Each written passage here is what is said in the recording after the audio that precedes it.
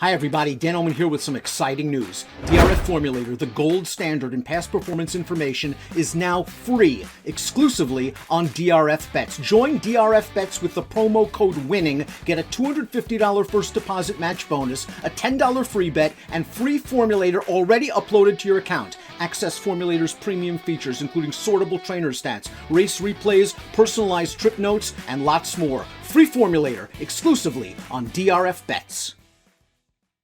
Hi everyone, David Aragona here, taking a look at the future race on Saturday at Aqueduct. It is the Stymie Stakes, going the one-turn mile on the main track at Aqueduct for the older horses. It is race 8 on the 9-race card there in New York on Saturday. Let's throw up the field for this race. We've got 7 signed on, and I would imagine that the rail horse, the number 1 Green Light Go, is going to take the bulk of the play. This horse coming off an impressive last-out victory against Optional Claiming Company, a horse that had shown a lot of promise early in his career, kind of went the wrong way for a little while during his 3 and 4-year-old season, but seems like he's back in top form now for Jimmy Jerkins as a 5-year-old, and he looms large in this Stymie Stakes, but it's a pretty contentious field. Nobody in here is completely out of it from a form standpoint. Even the long shot, the number 7, Our Last Buck, is not totally without a chance in this race. I've got 5 other horses at single digits on the morning line. The number 2, Waxman, is maybe the most interesting of those. I've got him the second choice at 7-2 as he is stepping up in class into stakes company for the first time, coming out of an allowance victory. Few of these horses coming off impressive victories, as is the number 5, Milton the Monster, who ran a big number at Parks last time. Before we move on to the contenders, though, let's take a look at the Time Form US pace projector for this race. And the number 1, Green Light Go, that horse that I pegged as the 6-5 favorite, likely to be on the lead. And I would imagine breaking from the inside, his rider Dylan Davis will be looking to attain that forward early position. This horse doesn't have to be in front, but he does possess plenty of tactical speed. And there's not that much speed in this race to his outside. I do wonder how they're going to ride the number 6, Pirates Punch. He is shown back in a 4th on the pace projector, but this is a horse who has been successful showing speed in the past. It seems like his rider Jorge Vargas should have some options. Some of the others like Milton the Monster, Waxman, even Our Last Buck, more stalking types who should look to just perch outside of that likely early leader Green Light Go in the early stages of this race. Let's take a look at the last replay for Green Light Go, the race that's going to basically install him as the likely favorite here. And he was very impressive this day, winning this optional claiming race on January 13th at Aqueduct. He did it go in this exact same distance and configuration, the one-turn mile at Aqueduct. And you can see he is just widening on this field through the stretch. The horse who's finishing second in this race, the number 4, Hanaleihoudini, well, he's back in this spot as well, another contender in this race, but Green Light Go's already handled him by over 9 lengths last time, and he earned a pretty gaudy 121 Time Form US speed figure for that last out performance. And a repeat of that kind of effort is going to make him really tough for this field to beat. And it's not like that race came out of nowhere for Green Light Go, because he had run well 2 back in the fall high weight, going 6 furlongs. He's probably a little better going slightly longer than that, 7 furlongs to a mile, likely his ideal distance. Jimmy Jerkins was kind of noting that when he was talking about this horse's chances in some of the pre-race quotes for this race. And this could be a possible prep for Green Light Go to try the Grade 1 Carter next month and April at Aqueduct. We'll see if they decide to do that, if he's able to win here on Saturday, but he does seem like a deserving favorite in this Stymie.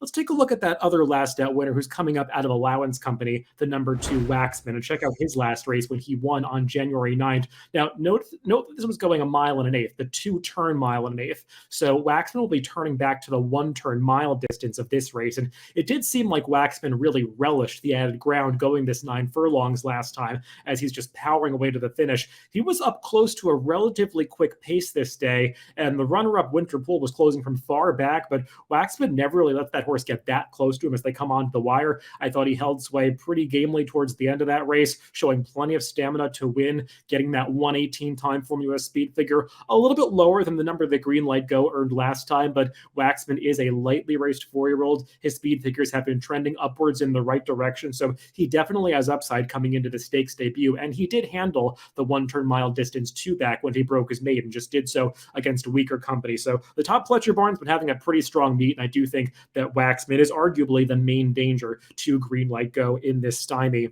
Let's check out the last race of Hanaleihoudini at Laurel. Now, he's the horse that was 9 lengths behind Green Light Go in the race 2 back for Hanaleihoudini when he finished behind Green Light Go in that Aqueduct allowance race. This is, though, his last race in the Jennings at Laurel when he's staying on down the center of the track, falling just short of getting by the winner, Cordmaker. Now, Cordmaker is a locally based Laurel horse who's been in great form recently in Maryland. He came back out of this race to score a graded stakes victory in the General George last week. So a good form line for Hanaleihoudini. The problem is what you see Hanaleihoudini doing here, coming onto the wire, just kind of hanging to finish second. That's something that he's grown pretty accustomed to doing. You could see he's coming into this race off 3 consecutive second place finishes, and he's just not a horse that wins that often. I think he's just won for his last 15 starts over the past couple of seasons. He wins pretty rarely, so I'm not necessarily viewing him as a win candidate for this race, but he did earn a nice 119 time formula speed figure for that race against Cordmaker last time. And we also saw the 3rd place finisher Galerio come back last weekend to run a big speed figure in his subsequent start, winning out of that race. So that's a strong affair, the Jennings, that Hanaleihoudini is exiting. I just feel like he's more likely to pick up a minor award this time than actually win, something that he hasn't done in quite some time.